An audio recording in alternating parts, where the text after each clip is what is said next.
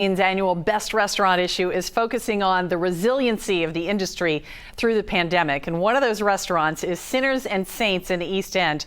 Chris Rose is the owner and cook, and Cecilia Rose is Cincinnati Magazine's events manager. And they're with us from the restaurant this morning. Good to see both of you. Chris, why don't you start out by telling me a little bit about some of the struggles you've been facing, whether it's from the pandemic or that big water main break nearby on Riverside Drive. Well, good morning, and thank you very much. It's been an interesting road to navigate. No pun intended, or I guess maybe ever pun intended. So it's the warming break has affected our business in a pretty massive way, but I'm happy to say that they say they're going to have it fixed by the 29th. So we're really excited about that. Just in time for a big day. That's really good. And have you found that people still find their way there to try to support you and your employees? They really do. So through a social media campaign and through a lot of worked really hard.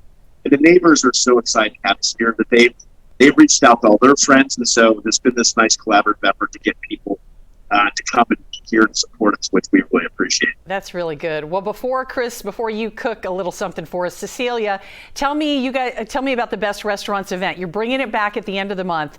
Give us a little bit of a preview. Oh, I'd be happy to. Thanks for having us.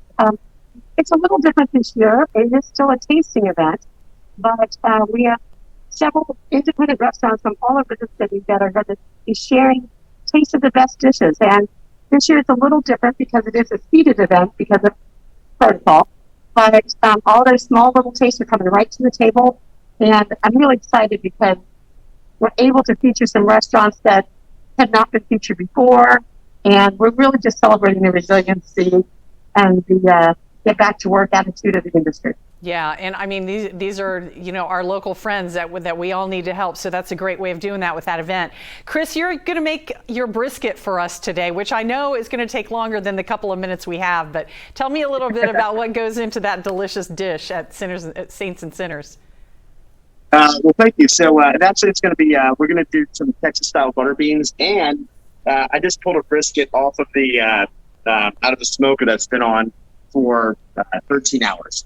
And so it came out perfect. We're going to slice it up. We're going to show you guys how to do that. So Texas style butter beans. So we're kind of like, the whole theme behind our restaurant is, what would it look like? What would it look like if a chef took you on a picnic, right? Okay. Not taking it so seriously, right?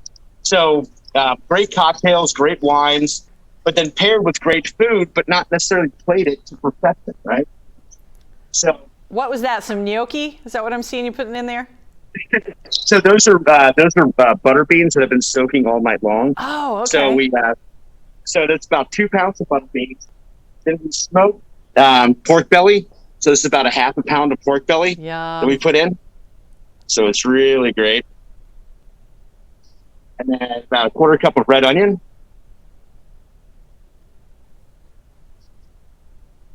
About a quarter cup of salt and pepper,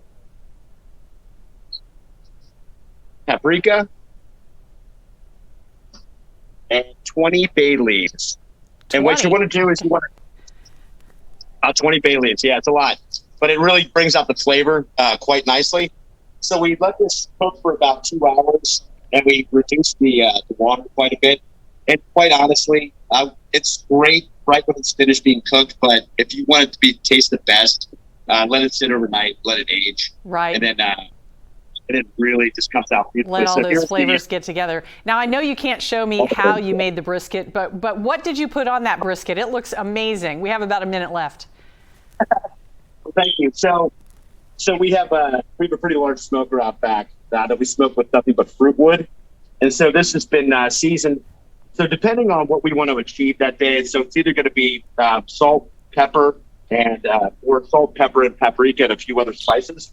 But the best brisket, in my opinion, is really just salt and pepper. You rub it, you let it really kind of soak in for a couple hours, and then you put it on the smoker. For everybody has their own techniques, right? Mm-hmm.